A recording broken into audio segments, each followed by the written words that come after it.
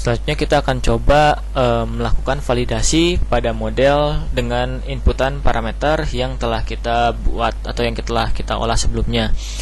Ya, cuman di sini yang kita validasi itu hanya pasang surutnya saja. Nah, saya di sini tadi agak lupa kalau validasi itu bisa dilakukan apabila modelnya itu telah kita running. Jadi di sini kita akan coba bagaimana merunning model Delft 3D-nya gitu ya.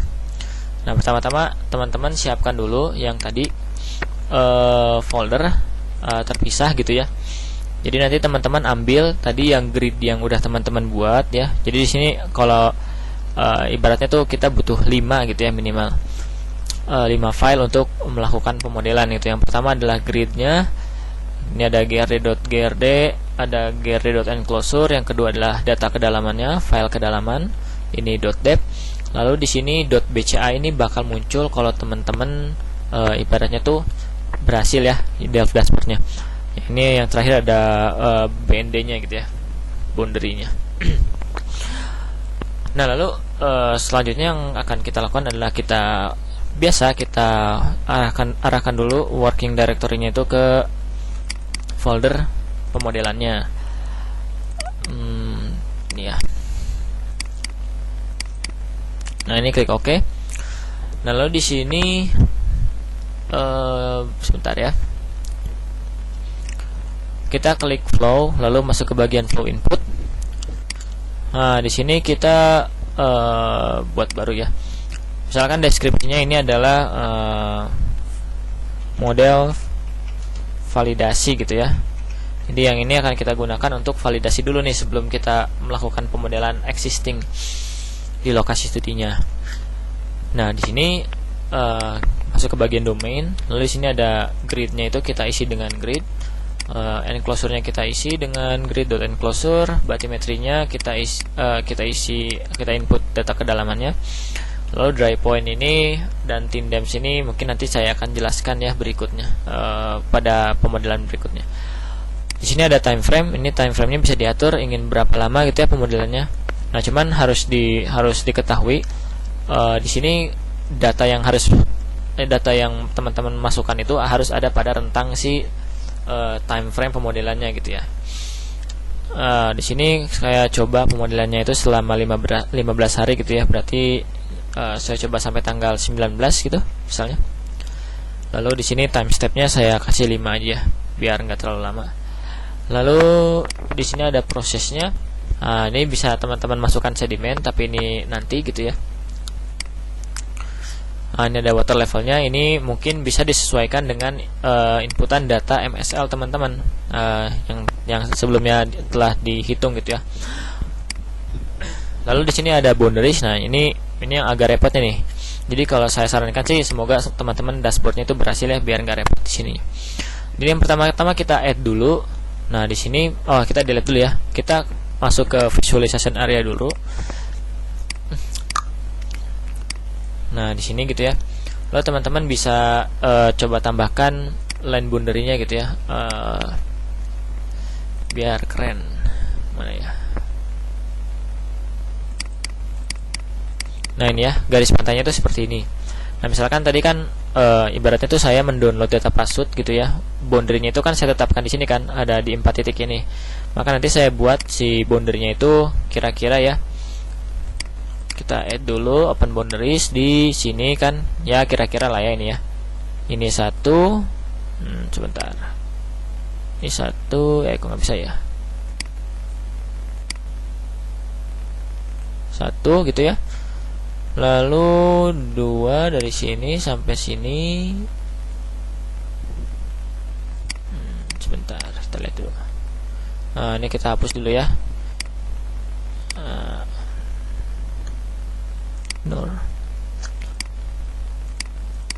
Boundaries mana nih ya? Add zoom out. Zoom reset dulu deh. Oke ya. Kita masukkan ke sini. Nah, yang terakhir adalah dari sini ke sini misalnya. Nah, gitu ya. Nah, kalau dari dashboard ini dia boundariesnya pasti nggak gini, maksudnya lebih bagus.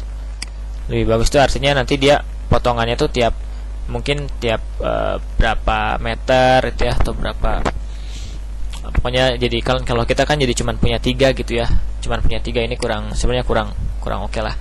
Nah, jadi nanti di sini bakal muncul seperti ini ya kan. Nah, ini kita ganti nama, misalkan yang ini adalah yang dari arah utara ya. Ntar cek dulu. Oh, ini ya. Ini misalkan dari arah apa nih ya? Bingung nih. Inilah, ini kita namain west aja ya. Ini kira-kira ya. West. Lalu ini yang dari north misalnya.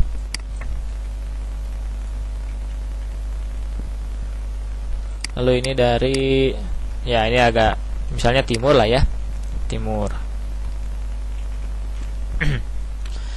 Dan nanti di sini ini pilih water level, lalu ini forcing type-nya adalah astronomic. Jadi yang akan kita masukkan itu data astronomiknya yang tadi kita olah. Sebenarnya ini harmonic juga bisa gitu ya, tapi saya pakainya astronomic. Lalu di sini teman-teman bisa open or save. Di sini kita save dulu boundary definition-nya. Nah, ini ya BND. Yes. Nah di sini sebenarnya kan kalau kita buka nih edit flow condition-nya. Nah, ini kan yang keluarnya cuma M2 dan S2 gitu. Sedangkan yang harusnya kita masukkan itu adalah yang misalnya ini ya.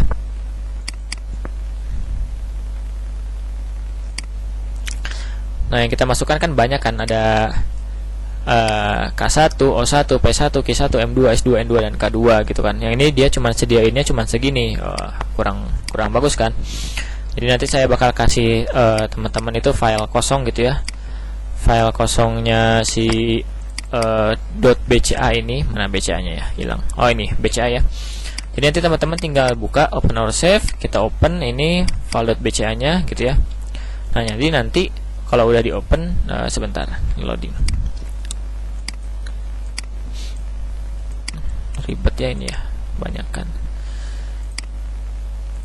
Situ loh. Ini juga exit. Nah, nanti kalau misalkan udah di open tadi, waktu teman-teman edit flow conditionnya itu dia bakal seperti ini nih. Ada ya A1, M2, S2, K2, K1, O1 dan sebagainya. Nah, ini ya nanti teman-teman masukkan ke dalam sini amplitudonya berapa gitu ya, fasenya juga berapa. Nah, yang ini adalah koreksinya. Nah, ini nanti kita isi untuk validasi nanti ya koreksinya tuh. Nah, ini kan ada banyak ya. Nanti teman-teman pokoknya input aja lah. Yang ini kalau misalkan nggak ada datanya ya berarti dihilangkan aja ya, dinolkan aja. Nah, kalau misalkan udah, nah jadi gini, ini kan ada NA dan NB gitu ya. Jadi di sini harusnya ada 2 nih. Misalkan yang komponen setnya ini adalah, kan kita ngedit yang ini ya, yang ini dulu ya, yang dari west, Nah, jadi yang kita akan masukkan itu adalah lihat lagi ya. Misalkan west A dan west B.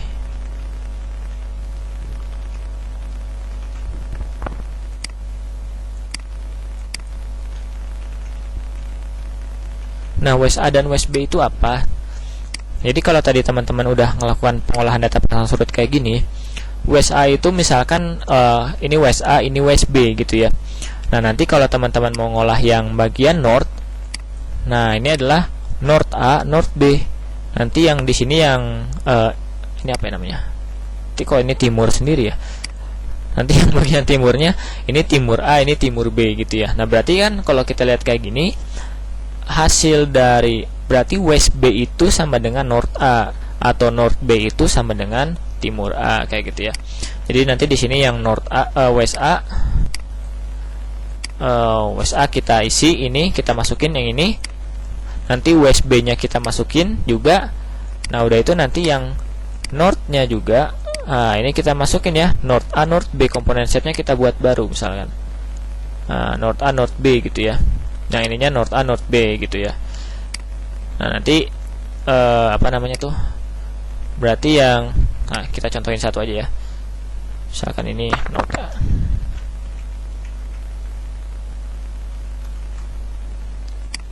Nah, jadi kan, nah ini ganti jadi north A gitu ya.